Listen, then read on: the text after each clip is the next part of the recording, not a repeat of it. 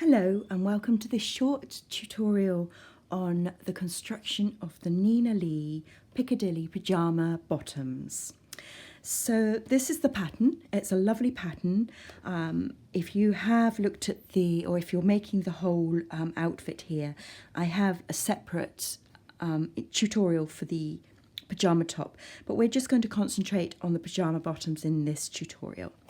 So we've got the pyjama bottom pattern. This is the pattern and the instructions here.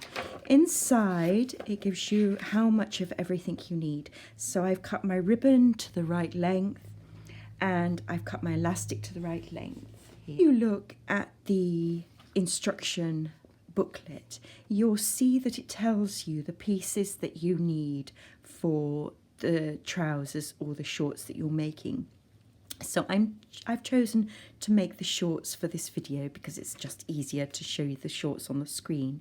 So what we have is we have the version 1, which is the shorts front leg pattern piece, version 1 shorts back leg pattern piece, the shorts trouser front waistband, and the shorts trouser back waistband. So we have pieces 8, 9, 12 and 13, and you'll find those marked clearly on the pattern when you open the pattern and take all your pieces, so you can trace all those pieces off and use those pieces. So that's that. I've got thread, 1 to match the bias binding that I'm using and 1 to match the colour of the fabric that I'm using. So I'm using a blue, so I'm going to use that for the blue. We've got the front waistband, which I have interfaced.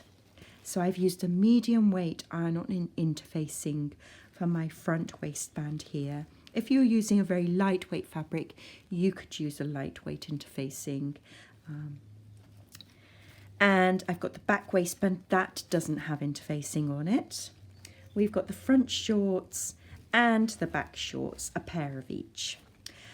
I've also marked all of the notches, 1 on the centre front of this pair of shorts and 2 notches on the centre back here. So it's a sort of guide. If you have 2 notches, it's usually denoting the back of the pattern piece. If it's 1, it's usually denoting the front. And the same on sleeves. When you're setting in sleeves, 2 notches towards the back of the sleeve and 1 towards the front. So first of all, I'm going to bind, which I've already done, Blue Peter fashion. I have bound the edges, but I'm just going to stick up a little video tutorial for you just now to show you how to bind the edges.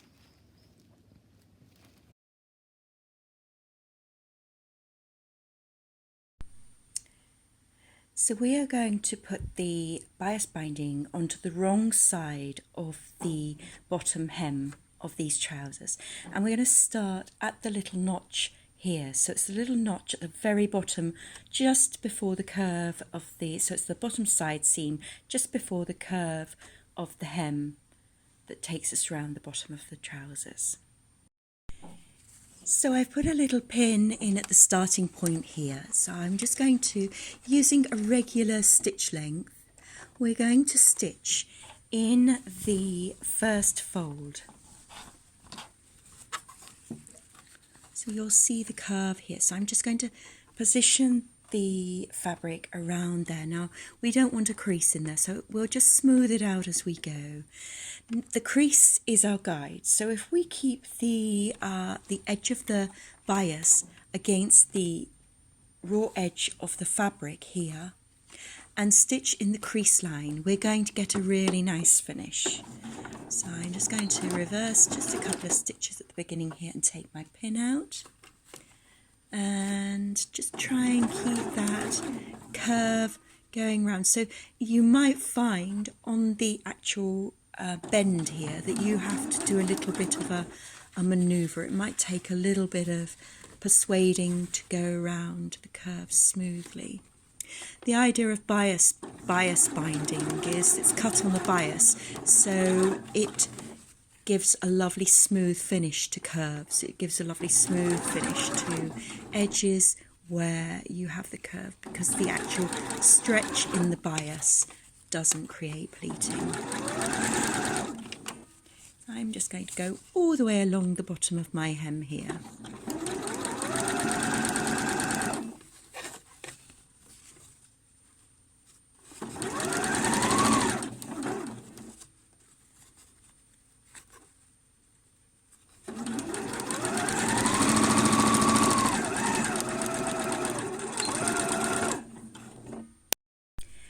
So now you see I'm able to turn over the edge of the binding there, and I'm just going to position the foot just so that the needle goes into the edge of the binding. The idea of working from the wrong side to the right side is that when you stitch it on, you'll be able to avoid having the previous stitching line showing, because you can just make sure that the fold of that binding goes over that stitching line. And I'm going to just follow very carefully all the way along here. Just keep it nice and smooth and steady.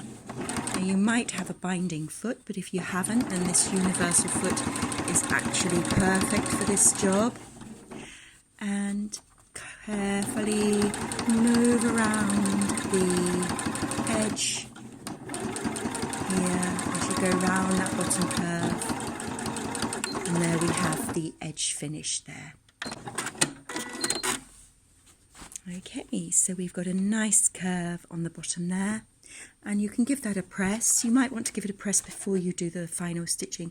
I'm going to give it a press now just to smooth it all out, and that's one of the bottom hems completed.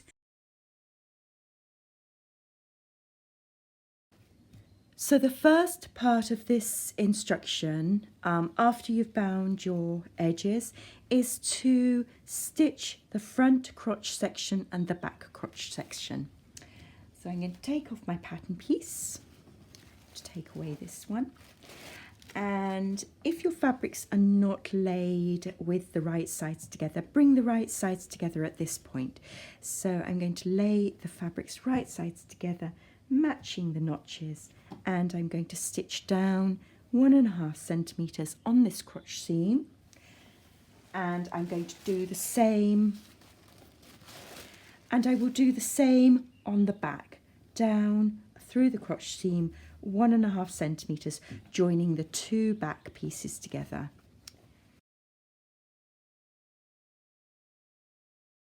So I've stitched the seams, the crotch seams together, and I've finished the edges, pressed the seams open. In the instructions, it suggests that we just clip this seam slightly to make it lay a little bit flatter. So I'm just going to do that. If I was using a very fine fabric, I wouldn't probably bother to clip the seam. It's just if the fabric is a little bit stiffer, it just allows that seam to lay a little bit flatter, and it takes a little bit of stress out of the fabric. Because remember, when you stitch a curve such as these, this curve here on the, oops, sorry, let me move this. This curve here is much shorter than the stitched curve that you've made. So you want to allow that fabric to stretch out slightly. That's fine there. So that's my front. My front is clipped, and I'm going to do the same on my back. Don't go too close to the stitching, and only on the curve. Don't go right up the way up. You only just need to do it on the actual curve of the seam there. You will notice that the back is a lot bigger than the front. That's correct. We don't have to worry about that. I'm now going to bring the side seams together. So I want to bring those side seams together and pop a few pins in to hold them in place. The binding, where the binding hits, you want to make sure that when you stitch this seam, you stitch straight down, so you come sort of straight down your seam. Don't suddenly flick out, otherwise your trousers will have a funny flick out at the bottom hem. So I'm just going to pin those together. So make sure I pin the two side seams together, fronts to backs, right fabrics right sides facing, and I'm going to do the same on the other side. pin those down, take them to the sewing machine and stitch them with a 1.5 centimetre seam allowance all the way down, being careful that these seams sit right on top of one another.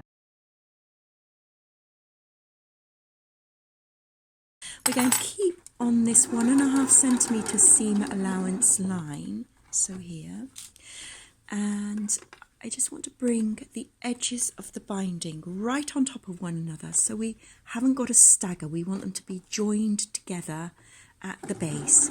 So keep following that line down. Now obviously it goes around the curve, but you're just going to go straight off of that curve, keeping those edges nicely together. We can reverse there just to secure that off.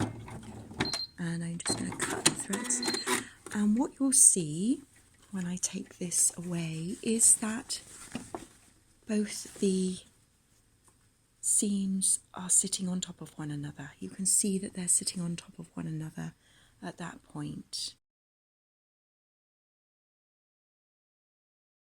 So I've stitched the side seams together, fronts to backs, and I've finished with a zigzag down each seam, and I've pressed them open. So it's always a good idea to press every stage that you go to. And then the next stage of this garment construction is to bring the inner leg seam on the crotch there, and we're going to put those two together and make sure the inner crotch seams lay on top of one another.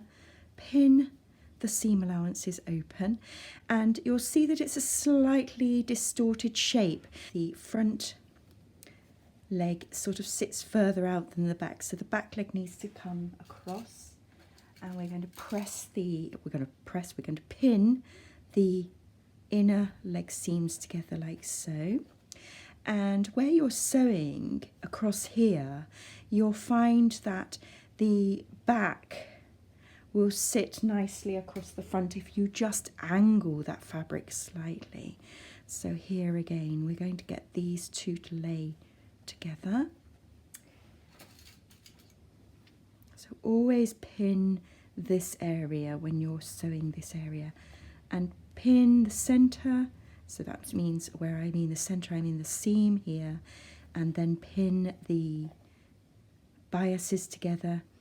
And we're going to, oops, that's a horrid pen, we're going to sew across this inner leg seam. So this is just where your left leg and your right leg cross over. So we're going to stitch across underneath that crotch seam there.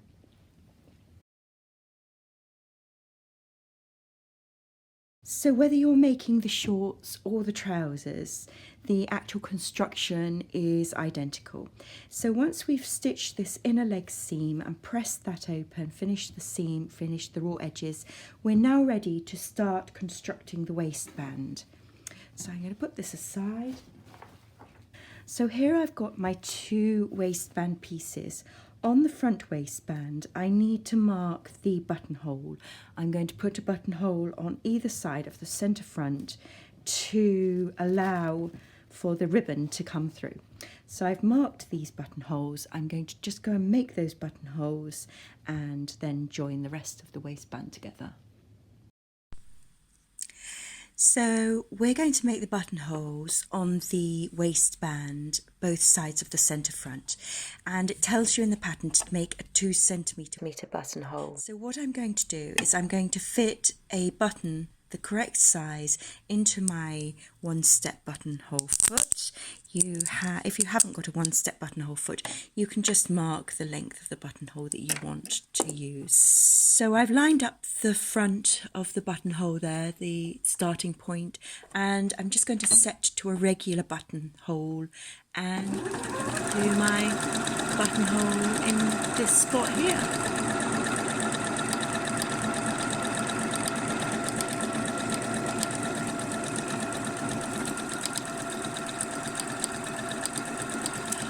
Using white thread so that you can see this. You might want to use the contrast that you're using for your bias or the colour of your ribbon. I'm actually putting different coloured ribbon in, but I could use the pink or the blue, or as in this case I'm using the white. So I'm going to do my second buttonhole. So they're done. I'm going to carefully open those buttonholes and then we'll carry on with making the waistband. So I've carefully opened my buttonholes using my seam ripper.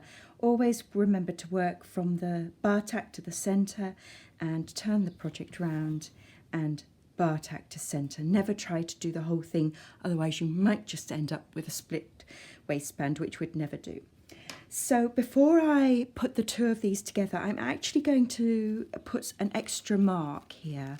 I'm going to add in a little snip at the centre fold of this back waistband, and that just allows me, when I come to join the waistband to the trousers, I can find the centre back point.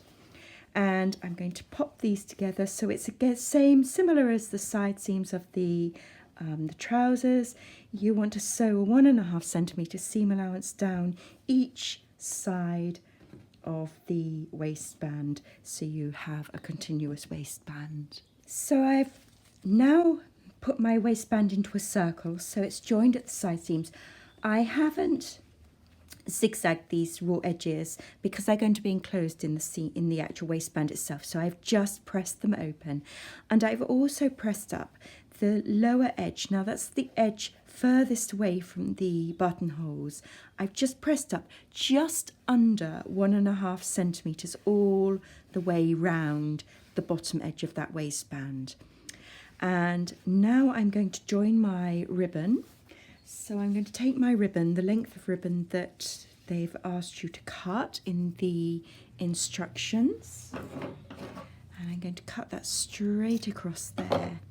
And what I'm going to do is I'm going to join that to the waistband through the back seam allowance. So if I fold this back, that's going through the back seam allowance, and it has to be 1.5 centimetres from this raw edge.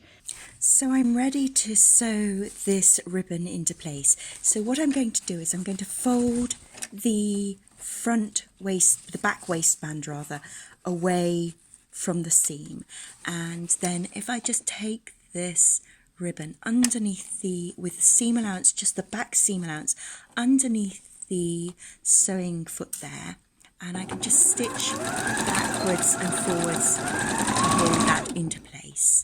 And I will do that on the other side. So we've got 1.5 centimetres space here, then the ribbon, but only through the back seam allowance.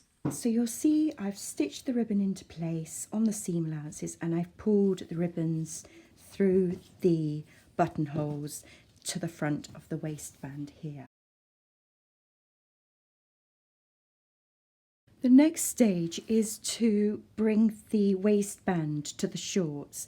So with the unpressed edge of the waistband, we're going to find the centre front of that waistband, and we're going to pin it to the centre front of the shorts, here and here.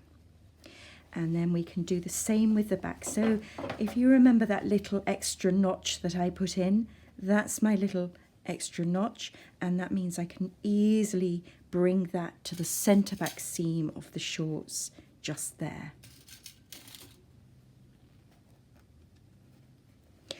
And hopefully that means that the waistband will fit correctly at the side seams. So you should have your side seams matching for the waistband and the shorts. And I'm just going to carry on pinning that round. So as long as you always use the correct seam allowances, the pattern should go together. The pieces should go together beautifully. So I'm now going to stitch all the way around this waistband. I will put a few more pins in, but I'm going to stitch all the way around the waistband, 1.5 centimetres from the raw edge. So I've now stitched the waistband on all the way round, and I was careful as I went round to not catch the ribbon, so the ribbon is still free inside of the waistband there.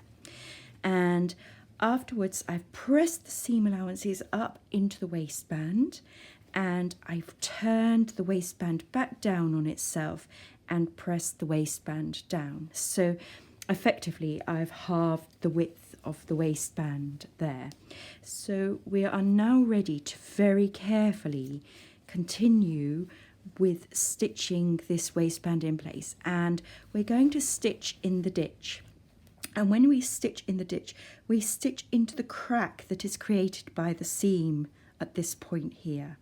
So I'm going to pin my waistband into place so that it doesn't move as I stitch round. If you're working with a fine fabric, it is easy to stretch your fabric as you go, so don't stretch your fabric.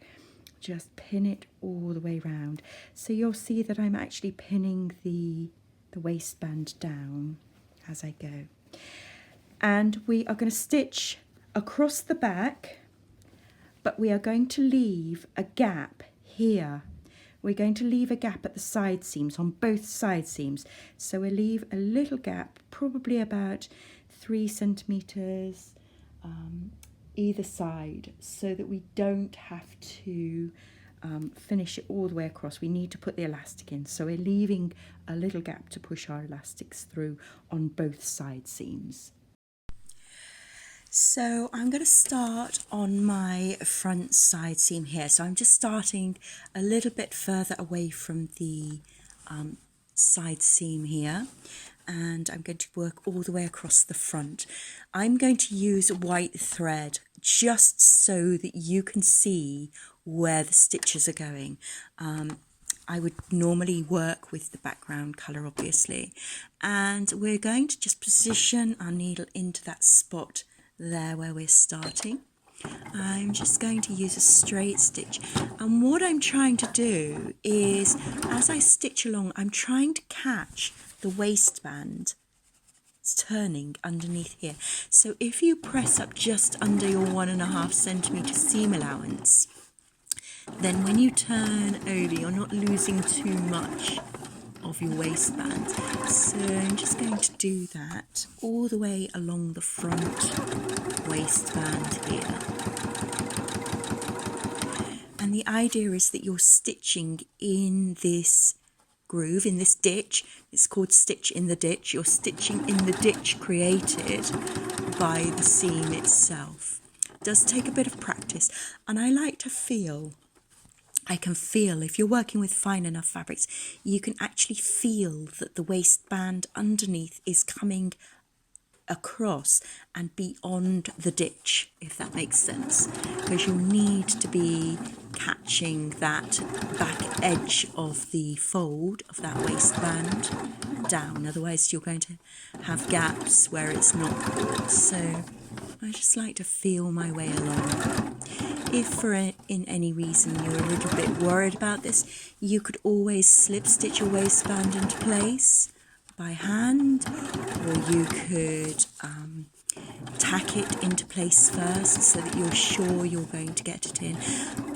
And you can get sewing feet that help and guide you with stitching in the ditch, but obviously, you know, we're making the videos so that you are able to do this at home with the equipment that you have, so it's not always the thing that you're going to have all of the feet. So I'm using a universal foot.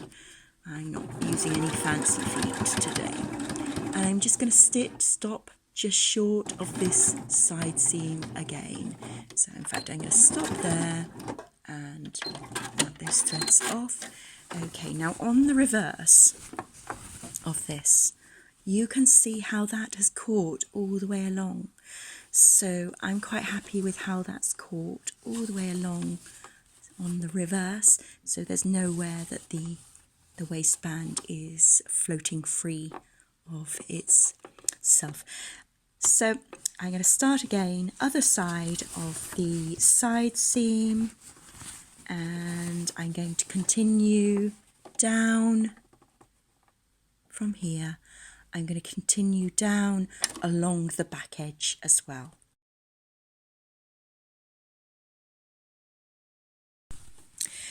So I've completed stitching in the ditch. You can just see my stitches in this ditch. If I just pull the fabric away and bring it closer to the camera, you can see how the stitches are sitting inside of that ditch that we created with the seam. If you were using a blue or a very good coloured thread, it's not going to show. And actually when you're wearing, you don't see those stitches. Have a look at manufactured garments just to see how they finish waistbands, and you'll often find that that is one of the ways that they finish a fixed waistband. So I've stitched across the back as well. I've left a gap, so you'll see here I've left a gap here for my elastic to be fed into, and that's on both side seams. So I'm just going to go and feed my elastic. So I'm ready to feed the elastic across the back waistband. Now I'm not going to use any fancy tools to do this. I'm just going to use a good old-fashioned safety pin. So I'm going to fix the safety pin into one end of my elastic here, and coming into the first side seam, I'm going to push the elastic in at this point and start feeding the elastic across the back of these shorts. Okay, but before I go too far, I'm going to take the other end and I'm going to fix the other end with another safety pin to the outside of the shorts, or the shorts waistband, to the front part of the waistband, so that when I've pulled my elastic through, I don't start pulling the end all the way through and we end up having to start all over again. So just keep feeding the elastic across. It does take a bit of fiddling, especially if you've got a slightly well-fitting elastic, which this one is. It's fitting really well.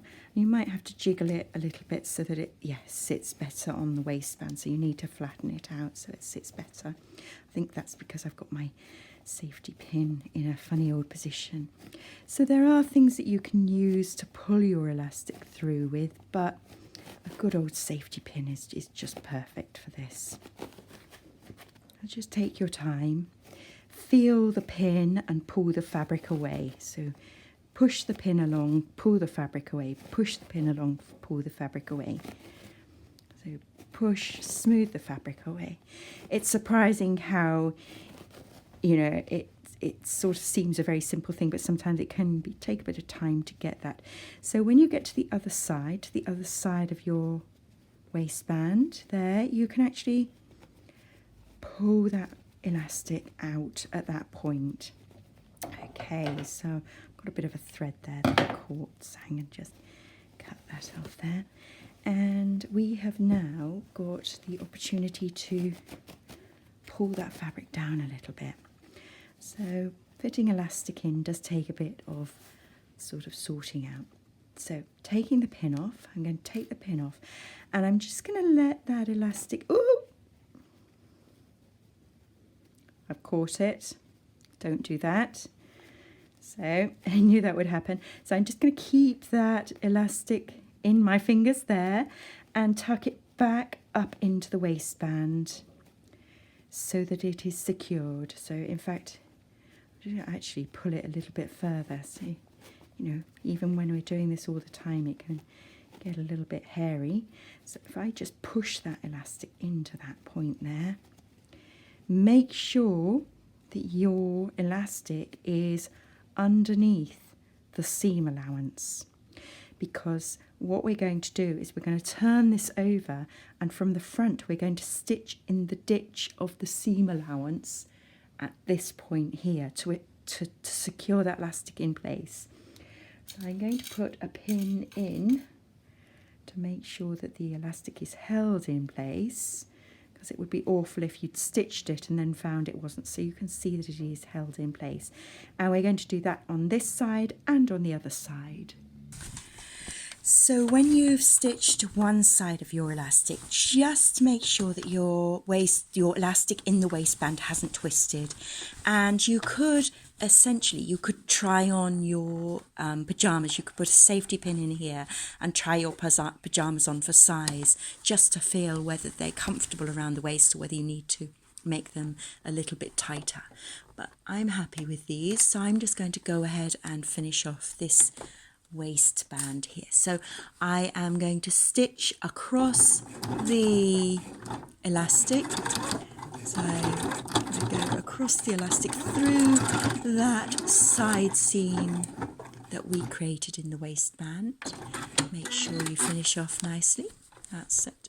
So that's done like that. So I again have used white thread, so it's obvious where the stitching is. You can do it in your thread and it probably won't show as much as mine here. And finally, the final part is to stitch in the ditch to enclose the bottom of this waistband on the inside. So I'm going to do that on both sides. So I'm just going to stitch in the ditch again across there. So we have to just finish those off. I'm going to do the same on the other side. So here are the finished shorts. I think they're lovely. I love the hem detail. I love the ribbon. I love the fact that the waistband elastic just goes across the back, not across the front. I think that's a really flattering finish. And what I love about these little shorts is that you could make them in all sorts of different fabrics, but you wouldn't have to necessarily always make the top to go with them. You could just buy some little t-shirts or make some plain jersey t-shirts to go with your shorts. And great for a gift. I mean, if you had extra fabric, you could make a little drawstring bag and you could package up the shorts and a t-shirt and put them in as a little gift for a girlfriend or a family member. I'm definitely going to be making more.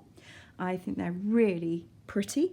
And don't forget, if you do make them and you follow the video, then tag myself at Bobbin Sewing School and also Caroline from at SewAbFab, who has put together some kits for these pyjamas, these Nina Lee pyjamas, and also tag in Nina Lee patterns too. If you're into your social media, we always love to see what people have made. So enjoy making them. I hope you found the video useful and I look forward to sharing more sewing journeys with you.